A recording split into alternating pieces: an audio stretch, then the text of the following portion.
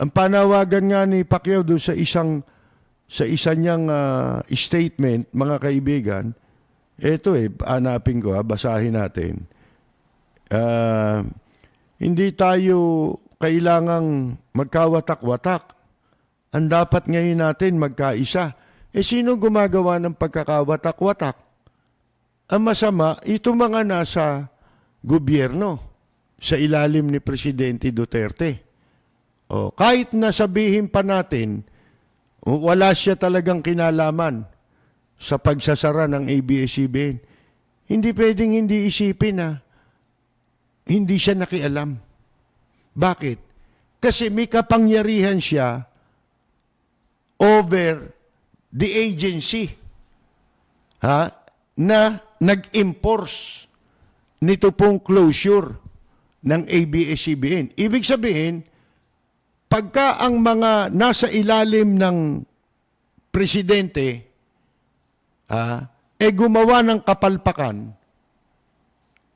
ng katarantaduhan, magre-reflect, babalandra sa presidente. Mabuti sana kung katarantaduhan lang ng Congress yan. Hindi siya pwede niya sabing, ano kinalaman ko dyan? Hiwalay na ano yan, na sangay ng pamahalaan niyang Congress. Wala kaming pakialaman yan. Although, in reality, sa katotohanan, kahit sabihin mo pang independent sa isa't isa itong tatlong branches ng gobyerno natin, hindi gumagana yun. Napapakialaman yan. Kailangan naman yung pakikialam gawing in public. Halimbawa, gustong pakialaman, sasabihin ba niya sa media, oy, pinakikialaman ko kayo, inutusan ko kayo, Congress. Pwede niya ba sabihin yun sa public? Hindi pwede niya sabihin yun. Paano niya sasabihin yun? Maraming paraan. Palihim na paraan niya ipararating yung kanyang gustong mangyari. Mga kaibigan, alam natin yun, nangyayari yun dito. Lalo pa yan, meron siyang direct. Kaya sinasabi ho ni Senator Manny Pacquiao, hindi siya naniniwala na may kagagawa nito, Presidente. At tayo rin man, ganun Ang nakakabuisit dito talaga, yung mga sip-sip. Mga kaibigan. Yung mga nag-sip-sip-sip. Katulad niyan. Sino pa pagbibintangan mo dyan? Di si Kalida. Mga kaibigan. Kaya, maraming nag-i-speculate. Hindi ba? Kasi nga po, masyadong balbon yung pagkakagawa, pagkakapasara sa ABS-CBN. Alam mo ninyo, sa international community, masama ang imahe. Meron ako nabasa kaaway na himpilan, parang ganun. O minura ni Presidente Duterte na himpilan ng isang network. News galing sa abroad, mga kaibigan. Temo ang sama ng imahe. Bali ba kasasabi lang doon sa Taiwan. Tandaan ninyo nung isang araw lang, sa linggo, pinag-uusapan natin yung tungkol sa Taiwan. Ano sabi nung presidente nila, yung babae? Galit na galit siya doon sa katarantaduhan itong ginawa na mismong gobyerno nila nagpalabas ng statement na hindi namin ipinadideport yung Pilipina na ano ba trabaho nun? Parang caregiver. Yan, caregiver na Pilipino. Yung Pilipino na bumatikos kay Presidente Duterte. Ang nagpapadeport, itong gobyerno, saan ka nakakita nun? itong gobyerno, baliktad eh.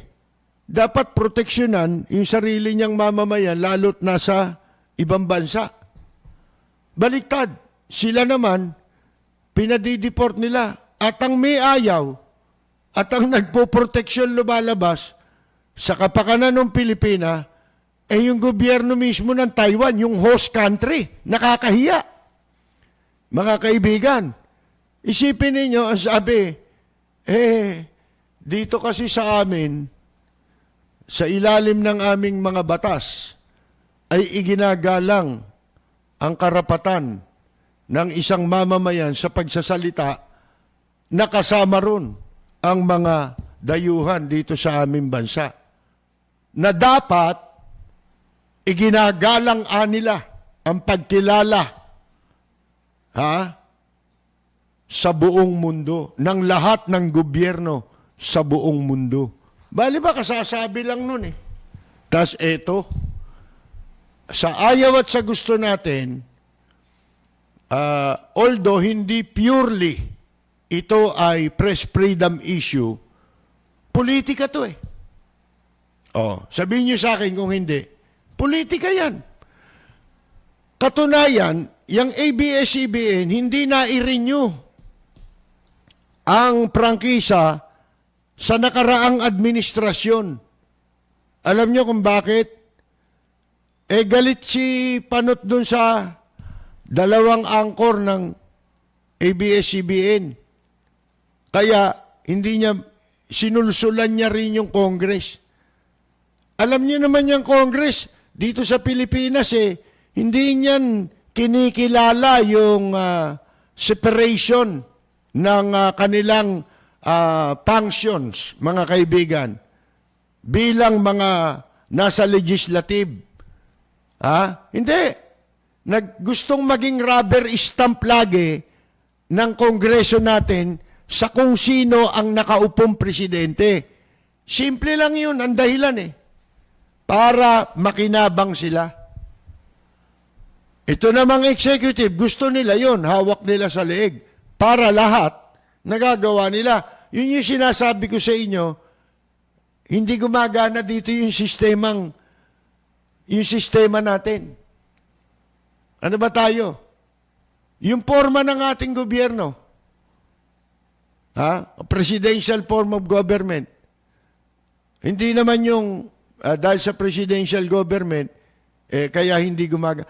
Hindi gumagana ang sistema dahil maraming magnanakaw. Di ba? Ang pangunahin, kung bakit gustong maging rubber stamp ng mga mambabatas sa nakaupong presidente, yung pork barrel nila. Mga kaibigan. Kaya lahat ng pagsisipsip, pagdila sa tumbong ng executive, gagawin yan. Bakit? Dito lang ba? Hindi. Kaya, ang issue ng ABS-CBN is political. Para sabihin ko sa inyo, kwentahin ninyo yung buo, yung sinasabing, may hindi binayaran buwis, violation sa prangkisa. Kung talagang violation sa prangkisa, bakit hindi lumabas na may violation niya sa prangkisa sa investigasyon ng Senado? At yun din ang sinasabi ng Kongreso. Ito naman Kongreso, ewan ko, baka nangingi ng gaila o naglalaro. Pinaglalaroan nila yung presidente, pare-pareho. Mga kaibigan, parang gusto, tila parang gusto, na tila para hindi. Hindi nila gusto. Tila gusto, na tila hindi. Ganun Mga kaibigan, kumbaga sa mga talangka, itong mga taong ito, mga bakla, yung talangka na walang tapis, di ba? Hindi malaman kung lalaki o babae. Mga talangka na walang tapis, hindi mo malaman kung babae o lalaki. Yan ang itsura nila. mga kaibigan. Di mo alam kung ano ang agenda nila. Ha? Bakit pinupolitika? Iyon ang masama, mga kaibigan. Hindi talaga ang issue dito is, ano ba yan? Kung ano yung sinasabi nilang violation. Well, wala yun.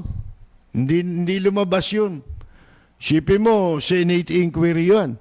Dapat yun yung pagkakataong boljacking nila yung ABS-CBN sa sinasabi nilang mga violation. Ba't di nila nailabas doon? Ang tanging sinasabi nila, bias ito. Wala kang magagawa. Ang masama kasi, hindi na gumagana sistema rito. Yun ang kasalanan ng ABS-CBN. Pero hindi yun nangangahulugan na issue ito na para sila isara. Bakit? Lahat naman ng istasyon, may sasabihin ka bang hindi bias? Lahat yan may bias yan. Lalo na yung iba may bayad. Bias na, may bayad pa. Di ba? May bias na, may bayad pa. Mga kaibigan, bakit? Yun ang hirap sa mga nakakaraan nating broadcast. Kaya tayo nagiging paulit-ulit kasi ayaw kong makalimutan ninyo ang mga pangyayari. At saka, ayaw ko ho na makalimutan ninyo kung paano kayo magbabasa ng issue. Halimbawa, katulad niyan, ano talagang problema ng ABS-CBN? Tinatawag yan A-bias-CBN, di ba? Dahil bias daw sa issue. Totoo naman yun eh. Bakit nila nagagawa yun? Kasi nga, unang-una, malaki na silang himpilan, naka-establish na sila ng credibility, although, yung magsasabing may credibility yan, may diferensya yun, mga kaibigan. Bakit? Kwan nga eh. May bias nga, di walang credibility pag may bias. Ngayon, bakit nangyayari yan? Hindi lang naman ABS-CBN eh. Yung iba istasyon na malaki rin. Dapat kasi nanatili sa dati nilang purpose. Kung bakit merong mga istasyon, merong dyaryo, may radyo, may TV. Bakit? Dapat sana ang mga nasa negosyo ng media hindi na pwedeng mag-engage sa ibang line of business. Kung media ka lang. Hindi ba kahit sa mga practitioner, katulad namin, nagpa-practice, practitioner kami sa media. Maging sa mga katulad namin, mga kaibigan, hindi dapat kami nag-PPR ng politiko o ng kung sino-sino, lalo na politiko. Bakit? Kasi pag nag-PR ka, bias ka na. Hindi ba? Halimbawa, binabayaran ka ng isang politiko, tas ngak-ngak ka ng ngak-ngak, sulat ka ng sulat. Doon lang, laban lang doon sa kalaban ng politiko. Mabuti sana kung yung kalaban ng politikong yun, halimbawa, kamukha ni Erap, yan talaga salot yan. Dapat consistent ka. Hindi ba? Ang consistency mo, lahat ng masama yan. Pagka mabuti, mabuti yan. Ano yung sinasabi natin kanina sa mga istasyon? Ayan na naging problema nila eh. Kaya napupolitika na. Bakit? Sumama ang media eh. May mga periodiko nga dyan, nag-PPR sa gobyerno eh. Di ba sinasabi ko sa mga nakaraan nating programa, isa lang ang naging tunay na publisher dito sa Pilipinas. Sino yun? Si Don Chino Roses. Yung dating founder at may-ari ng The Manila Times. Yan lang ang tunay na publisher. Yan, namatay at namatay. Hindi humingi ng pakinabang sa gobyerno. Kahit kay Cory Aquino. Minura pa nga niyan yung gobyerno ni Cory Aquino. Samantalang si Don Chino Roses ang naging dahilan ng pagtakbo ni Cory Aquino.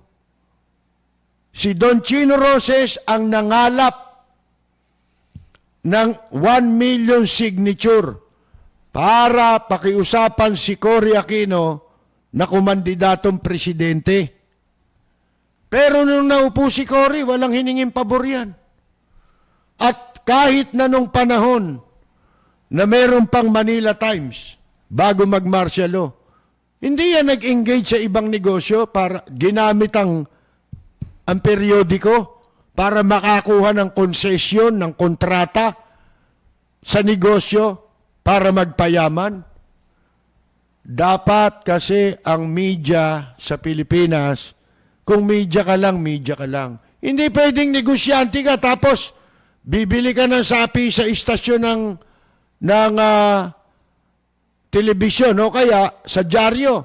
Ultimong inquirer, may mga negosyo yan nangangailangan ng impluensya sa gobyerno. Mga kaibigan, ito sinasabi ko lang ang katotohanan. Diyan sila mali. Kaya nangyayari yan, nasisira na yung pinaka-objective ng mga nasa media. Dito, kampihan na lang ang nangyayari tuloy. Siyempre, yung iba, makikikampi dyan dahil malaki yan eh. Malaki ang ABS-CBN eh. Nating tulos ka dyan, kumampi ka dyan, para kang bayani. Baka pagka nanalo pa yan, bigyan ka pa ng programa dyan. Di ba? Mga kaibigan. Sinasabi natin may mga iba na kasing negosyo ginamit na nila yung istasyon nila para ika nga sa kanilang interes. Pero kung ang pag-uusapan natin yung prangkisa, kasalanan ng Congress yan. Dati ng istasyon yan, hindi mo i-renew. At ano naging dahilan? At nabalahaw yung bill para sa prangkisa ng ABS-CBN. Di inipit nyo. Sino umipit? Di kayo. Diyan sa Kongreso. Hindi. Baka kinausa. Hindi. Nagpapadikta kayo. Ba't kayo nagpapadikta? Ano kapalit nun? Di pork barrel nyo. Kaya dito walang makakilos ng independent. Sasabihin niyo, Supreme Court, maniniwala kayo. Ewan ko lang pagdating dito sa issue na ito, malamang ang Korte Suprema mag-issue ng TRO yan. Kasi masyado mainit ito At saka, kung meron mang issue ng press freedom dyan, isa lang yun sa mga issue. Maraming issue. Pero, mga kaibigan, ang bottom line is politics. Politika. Ang ibig sabihin kung ba't nasara ang ABS-CBN.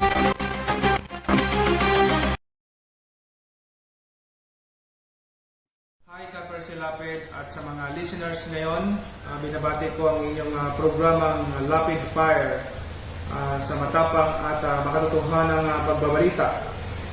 Lagi po nating pakinggan ang programang Lapid Fire ni Ka-Percy Lapid.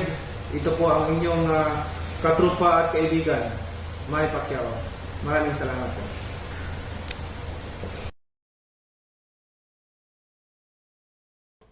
Eto, tignan ninyo Sabi ni Pacquiao, naniniwala siya na yung cease and desist order hindi nangangahulugang para sagkaan yung kalayaan ng pamamahayag. Pero ang sabi niya, it was ill-timed. Di ba yung sinabi natin kahapon o kamakalawa na? Yung timing. Di ba? Yung sinabi ko Bakit ngayong meron tayong problema? Kasi kahit papano, malaking bagay yung makapaghatid sila ng balita sa mamamayan. Ha? Oh. Pero bakit ngayong panahon pa? Sana tinapos muna natin ito. Kasi wala namang gumagana ngayon hindi ba? Bakit ano? Kaya lumalabas na parang yung iba, ang tingin nila panggigipit yan. Merong hindi natin mayaalis yun. Mga kaibigan, karapatan nilang meron silang opinion, di ba? Wag lang yung baboy na opinion kamukha nitong mga troll. Hanggat may troll, patutugtugin ko yung yung kanta ni Charlie Fry, bagay na bagay sa kanila yun. Tama-tama yun sa mga basher. Ang sabi naman ng palasyo sa pamamagitan po ni presidential spokesperson Harry Roque, yun daw kasalukuyang sitwasyon is very far from the 1972 martial law under the Marcos regime, even after the government moved to shut down ABS-CBN. Ayan nakalagay sa balita. Ito saan ba yung sinasabi rito ni parang may binanggit si Pacquiao tungkol doon sa martial law rin yung sabi, hindi naman yata, sabi yata niya, hindi naman tayo martial law ngayon. Ayun ko kung sinabi niya ayun, hindi naman tayo martial law. Iba na yung generation natin ngayon. Kailangan lang talaga natin ng pagkakaunawaan at pagkakaisa. Sabi ni Pacquiao. Kaya ang sabi naman ngayon ni Harry Roque, mga kaibigan,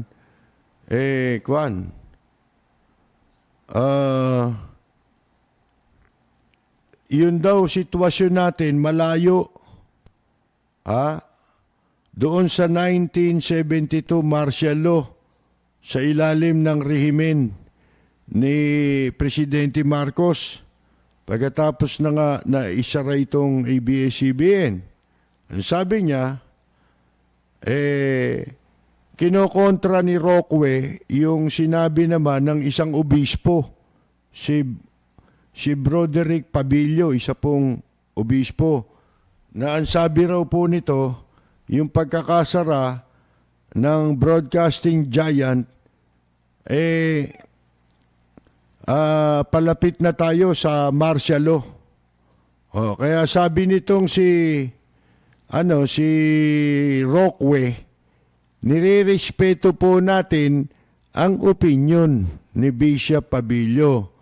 Pero ang katotohanan po, bukas po ang Kongreso, bukas po ang Supreme Court at ang ating ibang hukuman, bukas po ang mga media outlets, bukod lang po sa ABS-CBN. Dahil nawalan na nga siya ng prangkisa. Pero, kasi nga, kahit sabihin pa natin yan, noon pa naman issue yung pagpapasara sa ABS-CBN, di ba? Noon pa Kung wala yun, okay sana. Yun ang mahirap pagka nauuna daldal. Mapapahama ka. Di ba? O kaya, lalabas ang baraha mo. Lahat ng gagawin mo, may kulay na. Kasi sinabi mo na hindi ba? So sa tingin ko po, malayong malayo sa sitwasyon ng martial law noong 1972. Kung ako nga tatanungin ninyo di ba sa nakaraan sinabi natin, walang comparison ang administrasyon ngayon sa administrasyon ni Marcos. Kahit ang martial law ni Marcos, hindi mo pwedeng ikumpara yan sa iba. Di ba? Yung pagkakasara ng mga istasyon noon, mga media outlets, idiniklara martial law. May martial law bago isinara. Hindi yung before martial law o bago ma-declare ang martial law, sinara na. Hindi. Pagka-deklara ng martial law, isinara. Ang daming nawala ng hanap buhay. Marami na gutom. Ngayon, talagang hindi mo pwedeng ikumpara. Isipin mo na isasara mo himpilan walang martial law. Hindi mo nga pwedeng ikumpara yan. Di ba? Yun naisara. Kaya tatanungin kayo, masama ba si Marcos? Ngayon, ngayon nyo sabihin. Alam nyo, ang martial law at saka ang martial law noon, ang martial law, kung gugustuhin nila mag-martial law ngayon, magkaiba pa rin. Bakit? Sa panahon ni Marcos, ang konstitusyon na umiiral bago niya ideklara ang martial law, yung 1935 Constitution. At nasasaad sa saligang batas na yon na ang presidente ay pwedeng magdeklara ng martial law. Presidente lang. Kaya nung nawala na, kaya nadeklara ni Marcos ang martial law. Kasi nasa kapangyarihan niya yun under the 1935 Constitution. Ngayon, yung mga dahilan, sinasabi kung paano, kung ano ang pwedeng maging basihan para ang presidente makapagdeklara ng martial law. Siyempre, nandun yun. Ngayon, ano kaibahan ngayon? Ang kaibahan ngayon, hindi ba may martial law tayo sa Mindanao? Ang kaibahan ngayon, hindi naman presidente lang ang magdideklara nun Nakatulad nung in-exercise na power ni Marcos. Walang ganong kapangyarihan ngayon ang presidente. At doon sa 1935 Constitution, wala sinasabi kung hanggang kailan yun Di ba? Pero, kung ano yung mga dahilan sa pagdedeklara ng martial law noon, pag natapos yun, dapat siguro, yun hindi nakasulat, pero in principle, kumbaga, common sense, sentido común ang gagamitin mo na naman. Hindi mo na kailangang liwanagin ang batas.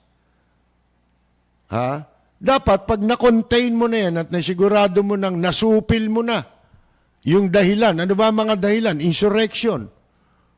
Rebellion. Mga kaibigan. Na-control mo na yan. Nawala na yan. Na-isolate mo na yung mga yan. Siguro dapat i-lift mo na yung martial law. Kaya lang, tumagal ang martial law noon. Tumagal. Ngayon, yun lahat nasa kapangyarihan ni Marcos. Pero walang maka-question nung panahon na yun na hanggang kailan. Walang question sa pagkakadeklara ng martial law ni Marcos.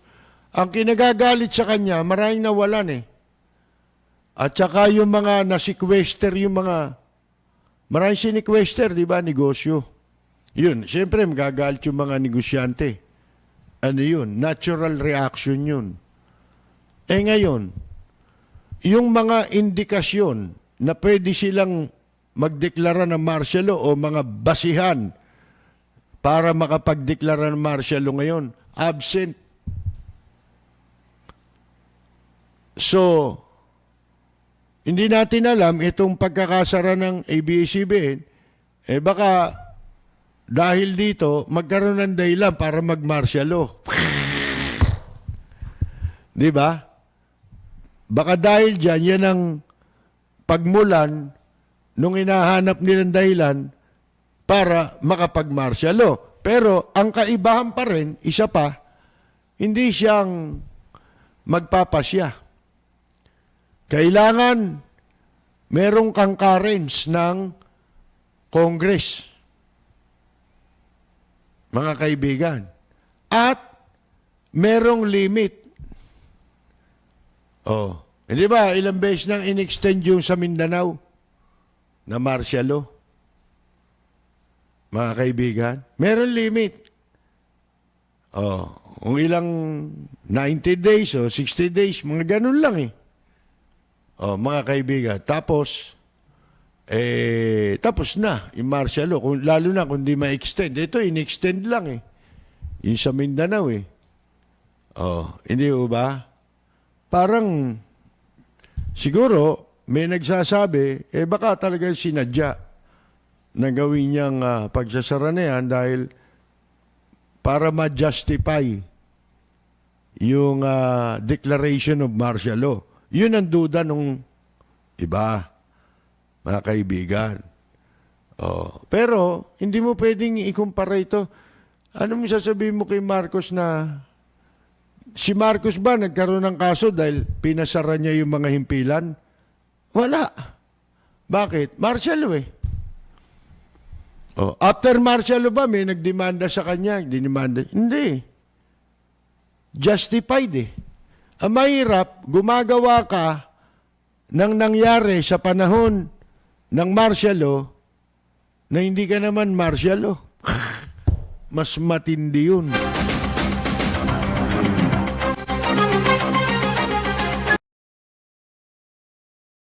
Ngayon, may birthday babatiin ko birthday ng aking kaibigan taga Dasma, Cavite, ha?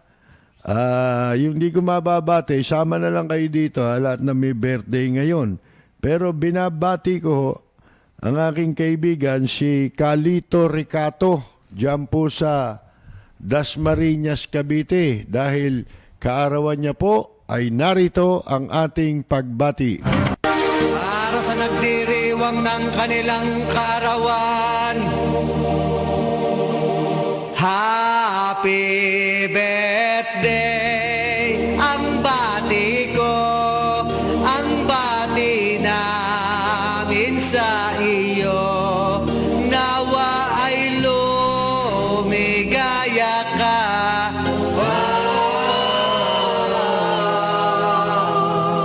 At abutin mo pa sana ang maraming kaarawan.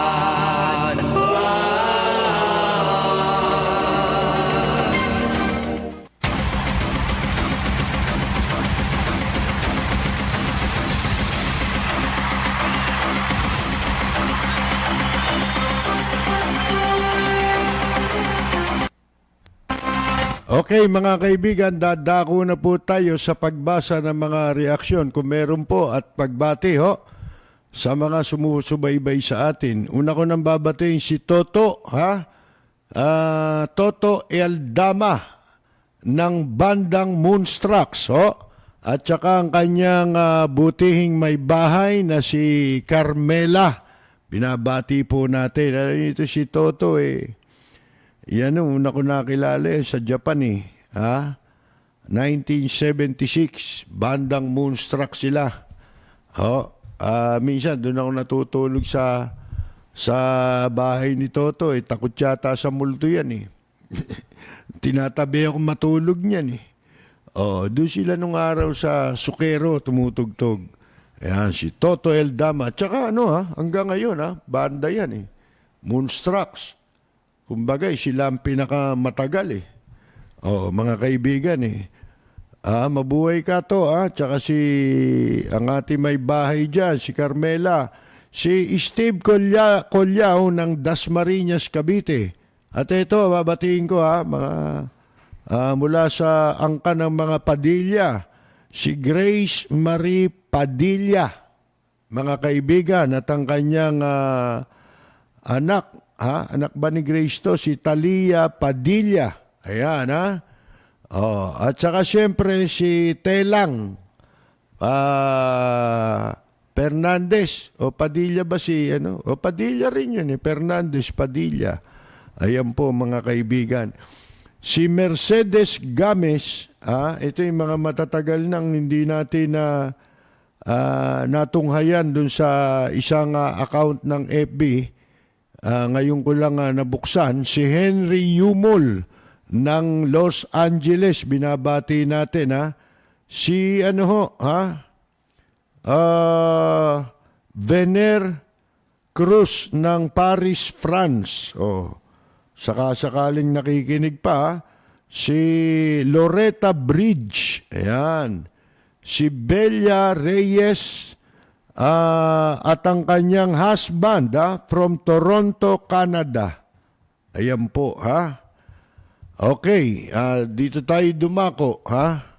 Si Arlene Tanyedo Barrias at ang kanyang husband, Simon, na nasa Amsterdam, mga katropa natin, binabati po natin. Rudy Santos, dati pong bandang horoscope, na ngayon ay nakabase na po sa California, ho? Junski Walter Monjicabs, si Gerald Free June 8, Benedicto, watching from Boston, Massachusetts. Si Nisitas Saruelas Fabros, mula po naman sa Spain. Ang ating katropa si Jorge Beichong. Mga tropa natin, si katropang Rosita DC, katropang Kaani, Flormata Saludes at Kaenyang Mina, Susana de los Santos, Carol Torres Brihiño, ano pa, Carmela Torres Balcos, sino pa ba? Si June Di Valencia, singer-actor. Freddy Dato, ayan. Si Leds Chulbo, isang musician, dyan po sa Rizal. Si Marlon Londas watching from Caloocan. Si Nixon Nang Torres ng New York, kasamang nanonood si Mary Jane Molina, Art Bell Jr., Placido Corbito. Si June nga pala, June Gases, yung bokalista ng dating grupong Abracadabra. June, hindi mabuksan dito yung iyong isinend. Kung pwede, mag-send ka ng iba. Baka meron pa dyan sa YouTube. Si Samahang May Bahay sa Amerika. Si RM Manito. Kumusta daw po from Palsipikadong Abnorman? Di mabuti naman ako. Di ba? Ala naman may gusto na dyan. Kasi may gusto dyan, masasabi mo, mahilig lang sa kahayupan, di ba? Ayun po, si Ella Samson Albiar na ating pong katropa. At siyempre si Marlon Pexon sa Chicago, kaibigan natin. Si Nimpa Olaveria Cristobal, Christian Lloyd Bulanadi, watching from, saan ba ito si Christian? Si Jojo Brian Aspiras ng Maynila. Si May J. Birthday din ni May J ngayon, Happy birthday, May J. Si Yula Sotelo na ating katropa, isa pong veteran musician, kamukha rin ni Danny Boboy Duran na isa ring veterano, katropa natin nung araw dyan po sa Ermita. Jose Joy Asuan Belen, si Charlie Fry, nanonood pala, si Noli Jacinto, si Chodora Alcairo, Robert Aquino, Elsie Pawaan, Hernando Noblezada, Eric Swan, Reddy San Miguel, Alex Darang, watching from Roma, Italia.